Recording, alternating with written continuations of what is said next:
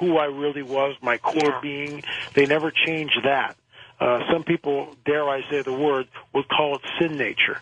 No one, they never touched that. I mean, I had all sorts of mystical stuff and astral projection, all this crazy stuff. I mean, I was there. I saw Mahatma. Did you feel like you were losing your mind? No, not at all. But I saw Mahatma bilocate right in front of my eyes.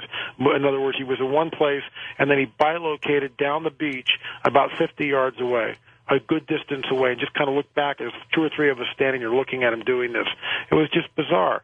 And my aha moment came when I was reading a book called Kingdom of the Cults, or the Cult Explosion. I'm sorry, the Cult Explosion by Dave Hunt. And in the back of that is just a little prayer asking Yeshua to come in. And I said the prayer. So look, I don't know even if you're real or not, but if you are, show me. And everything changed from that point. And it was almost like a Paul on the road to Damascus experience. It was very intense, very personal. For 3 years, it was really, really intense. I mean, really intense.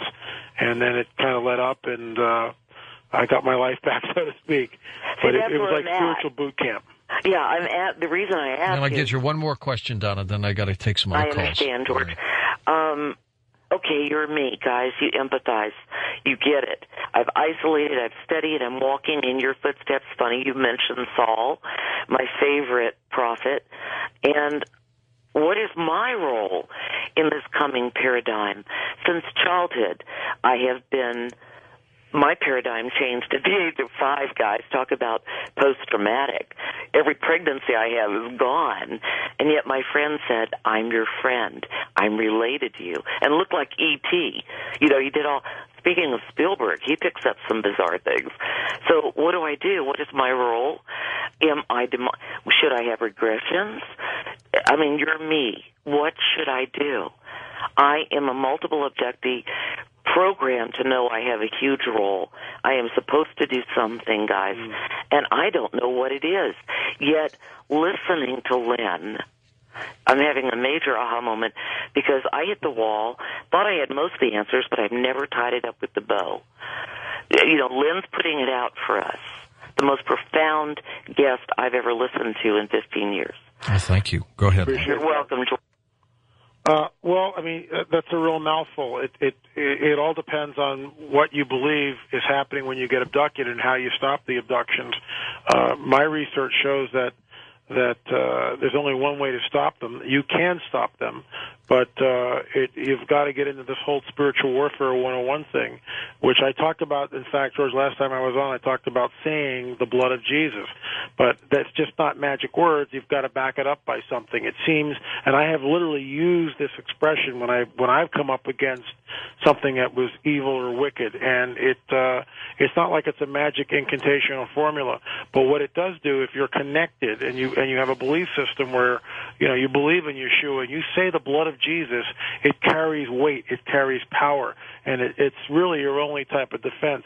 So you have to say no, and you have to say that. You have to say the blood of Jesus. But if it's not connected to a faith, let's say, or an experience, it won't do you any good. Okay, let's go to our next caller, Brian in Sacramento. Go ahead, Brian. Hi, Brian. Hey, how you doing? Just real quick, I'll take your answer off the air.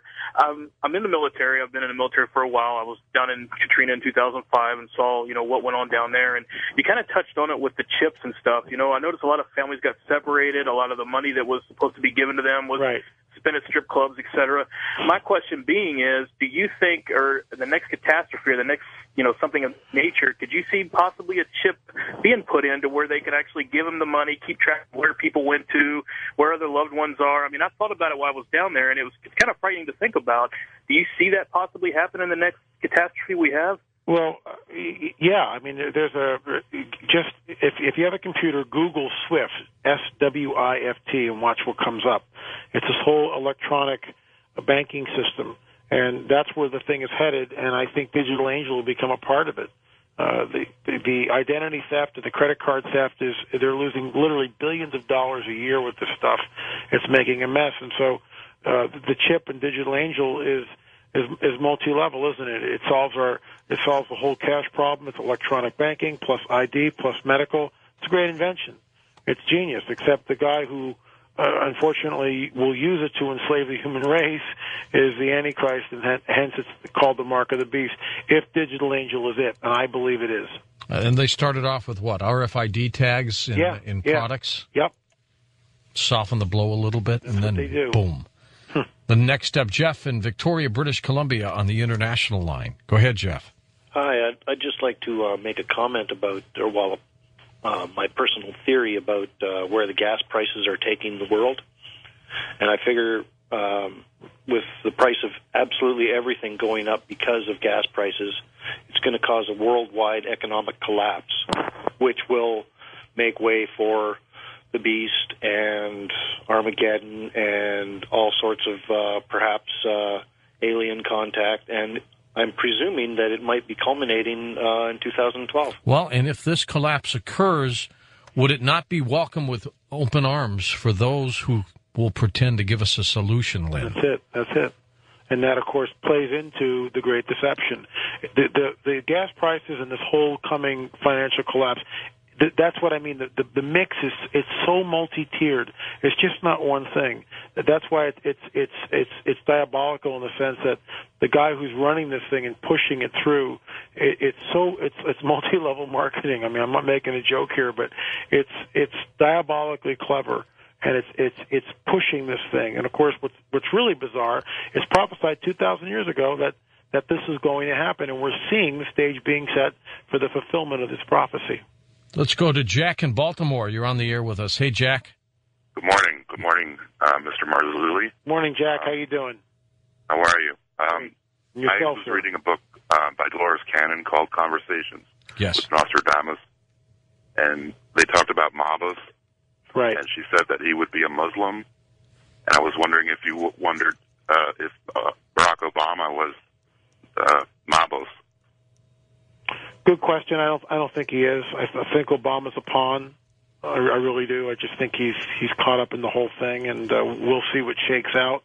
I don't think he'll win the election. I'm not a prophet. I just don't think he'll win the election. I think there's some interesting things that came across my desk tonight with the Bible code, which I find really fascinating. So we just have to wait and see. But no, I don't think Obama's Mabus. Okay, thank you. It's a long time to go, I think, until the election. Yep. Some are saying McCain might not even run.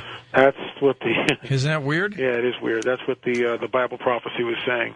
Really? Bible code prophecy that McCain would drop out and Romney would take it. East of the Rockies, you're on with us. Hello, Angelina. Hi. It's such a thrill to talk to you. Thanks. I've listened for a long time, and you have a beautiful voice and a beautiful heart, and I've been praying for you, too. So, I'm so sorry. I can't remember the name of the guest. Just Mr. Marzulli. Oh, thank you, Mr. Marzulli. Hi, Angelina. Just call me Lynn. It's Angelina Jolie, by the way. No, I'm a little older than her. I was first. But anyway, I just wanted to just make a couple of comments. I have Christian friends along all denominational and other lines, and, and we all, we all talk about our faith and Jesus, and it's like we all kind of have the same view, and a lot of the things that you're talking about, we all agree with, about that aliens and ETs and all that sort of thing is a demonic deception, and all of us have said, there's no way I'd take a chip, you know what I'm saying? Right, sure, Mark of the beast. However, I have a couple of points I need to make to you because I am a Catholic Christian, and what the Pope espouses, he's not going to come out with an encyclical on a private revelation because the church is not bound to believe it, such as Fatima. And he did come out with a book on it recently. It was written by someone in the Vatican. I can't remember his name right now, about the third secret. And but anyway, we're not bound by it. And then what Bishop, and then, the point you made about aliens, yourself, whether if God created them, then